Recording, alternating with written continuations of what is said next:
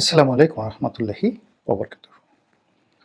সম্মানিত দর্শক, বাংলাদেশের রাজনৈতিক অঙ্গনে তরুণদের মধ্যে যে কয়জন ব্যক্তিত্ব ইতিমধ্যে মানুষের শ্রদ্ধার যে জায়গাটি এটি অর্জন করেছেন, তাদের মধ্যে নিঃসন্দেহে স্বাধীন বাংলাদেশের অন্যতম স্থপতি, মুক্তিযুদ্ধের মহান নায়ক এবং যার নেতৃত্বে মূলত মুক্তিযুদ্ধকালীন ৯ মাসের যে প্রবাসী সরকার সেটি পরিচালিত হয়েছিল, যিনি বঙ্গ তাজ নামে অভিহিত জনাব তাজউদ্দিন আহমেদ, তার পুত্র, সুযোগ্য পুত্র জনাব সোহেল তাজ।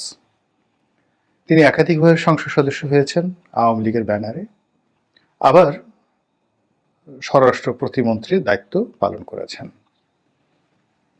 তো তাজউদ্দিন সাহেবের যে শিক্ষা, তার যে দীক্ষা, তার যে পারিবারিক ঐতিহ্য, তার সঙ্গে মোটামুটি তার সন্তান এবং তার স্ত্রী সকলেরই একটা সম্মিলন রয়েছে।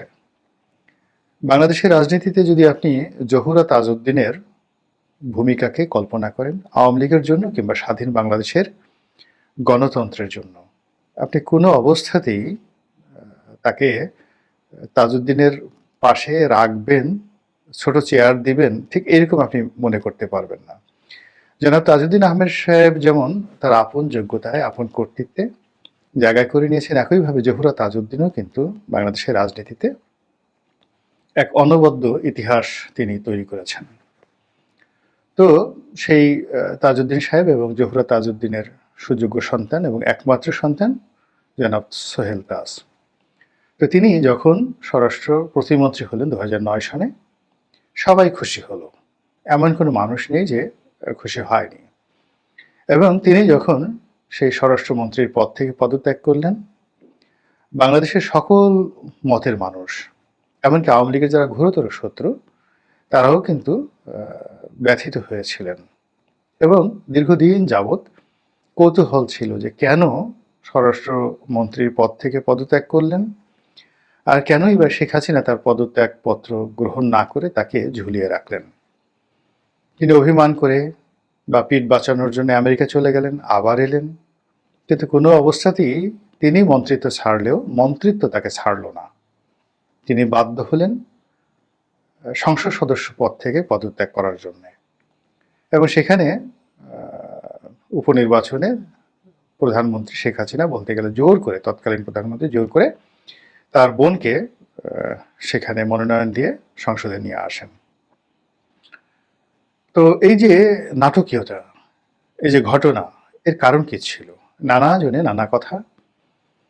কেউ বলার চেষ্টা করেছেন যে উনি নীতি নৈতিকতা অবলম্বন করতেন, আবার অনেকে বলার চেষ্টা করেছেন যে বিএনপির একজন শীর্ষস্থানীয় নেতা, যিনি কিনা শেখ সেলিম সাহেবের আত্মীয়, তো তাকে এয়ারপোর্টে নির্দ্বিধায়, নির্বিবাদে, বিনা বাধায় যেতে দেননি সোহেল তাজ।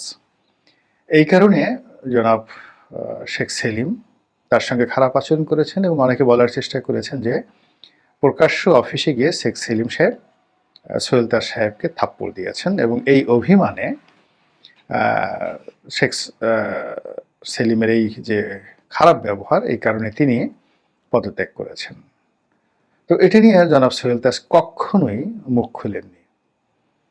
ইতিমধ্যে বেশ কয়েকবার তিনি অনেকগুলো ঘটনার জন্ম দিয়েছেন, নানাভাবে আলোচনায় থাকার চেষ্টা করেছেন, রাজনীতিতে বিকল্প কিছু করার চেষ্টা করেছেন, সংগঠন করার চেষ্টা করেছেন, এবং আরও একটি বিষয় তিনি চেষ্টা করেছেন, সেটি হলো শেখ হাসিনার সঙ্গে বিরোধে না জড়ানোর জন্য।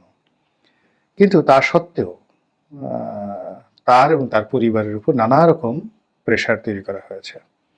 তার আমেরিকা প্রবাসী বোন, যিনি নেতা এবং পিতা, একটি বই লিখেছিলেন, এবং সেই বইটি সারা বাংলাদেশে এতটা সাড়া ফেলেছিল যে বঙ্গবন্ধু শেখ মুজিবুর রহমানের যে স্বাধীনতা যুদ্ধের অংশগ্রহণ এবং তার যে বীরত্ব, এটি নিয়েই রীতিমতো প্রশ্নের জন্ম দিয়েছে।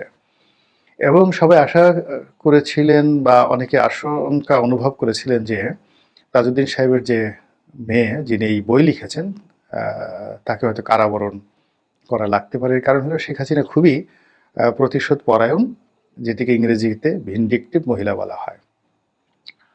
তো আমরা এই বিষয়গুলো শেখ হাসিনার জমানাতে জানতে পারিনি, বরং বেশ কয়েকবার সোহেল তাজকে দেখেছি যে তিনি প্রধানমন্ত্রীর সঙ্গে দেখা করতে গিয়েছেন, প্রধানমন্ত্রী তাকে জড়িয়ে ধরেছেন, সন্তানের মতো আদর করেছেন এবং সবাই আশা করেছেন যে তিনি হয়তো আবার রাজনীতির যুবরাজ হয়ে ফিরে আসবেন।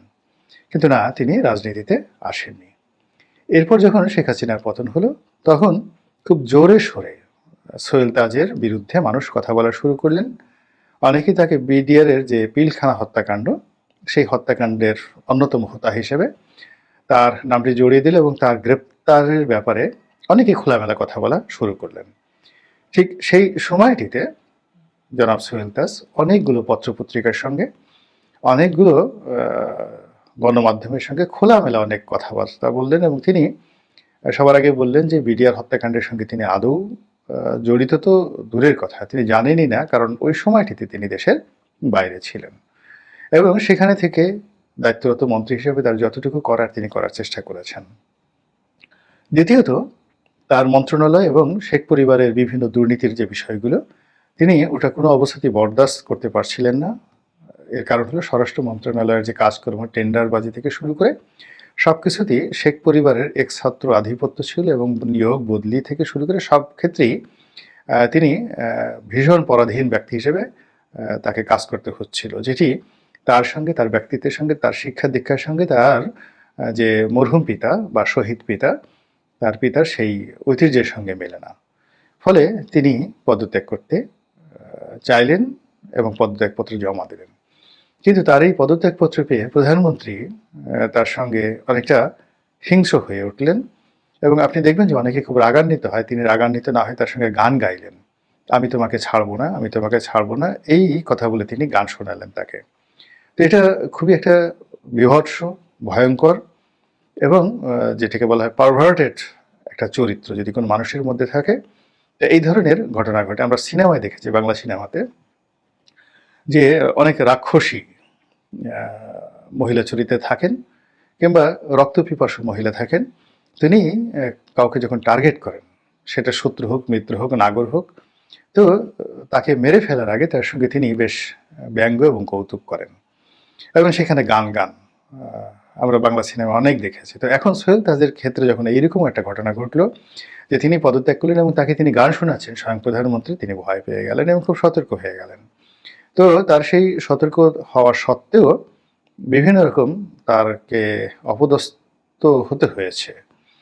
তার ভাগ্নেকে গুম করা হয়েছিল, যার কারণে তিনি ডিবি অফিসের সামনে গিয়ে প্রতিবাদ জানিয়েছেন, পরে সেটা ছেড়ে দেওয়া হয়েছে।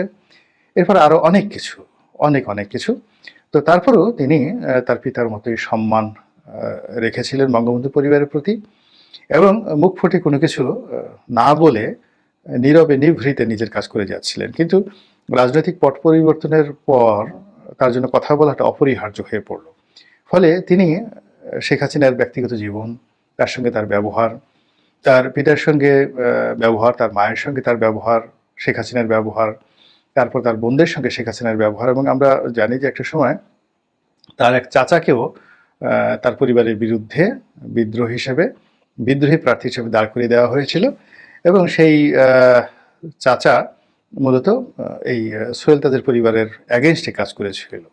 তো শেখ হাসিনার যে মন এবং মানসিকতা, সেই মন এবং মানসিকতা কোনো অবস্থাতেই জাতীয় চার নেতাকে তিনি সম্মানের চোখে দেখেনি। অর্থাৎ তাজউদ্দিন সাহেব, ক্যাপ্টেন মনসুর আলী, তার ছেলে নাসিম সাহেব, তো সবসময় তাদেরকে অপমান করার চেষ্টা করেছেন।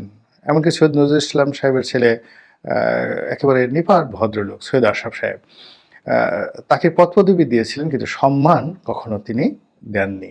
তো এই ধরনের একটা হীনমন্যতা শেখ হাসিনার মধ্যে যে কাজ করত, এটি আমরা বুঝতে পারতাম না বাইরে থেকে, কিন্তু যখন সোহেল তাজের মুখ থেকে এই ধরনের কথা আসছে এবং তিনি সেটি প্রকাশ্যে বলতে বাধ্য হচ্ছেন, তখন আওয়ামী লীগের যারা নেতাকর্মী, যারা এখনো ঘুমিয়ে আছেন এবং এখনো অনেক কিছু চিন্তা ভাবনা করছেন, আমি মনে করি তাদের সবারই উচিত জনাব সোহেল তাজের যে বক্তব্যগুলো, সেই বক্তব্যগুলো বিবেচনা করে এবং সেই অনুযায়ী কাজ করা।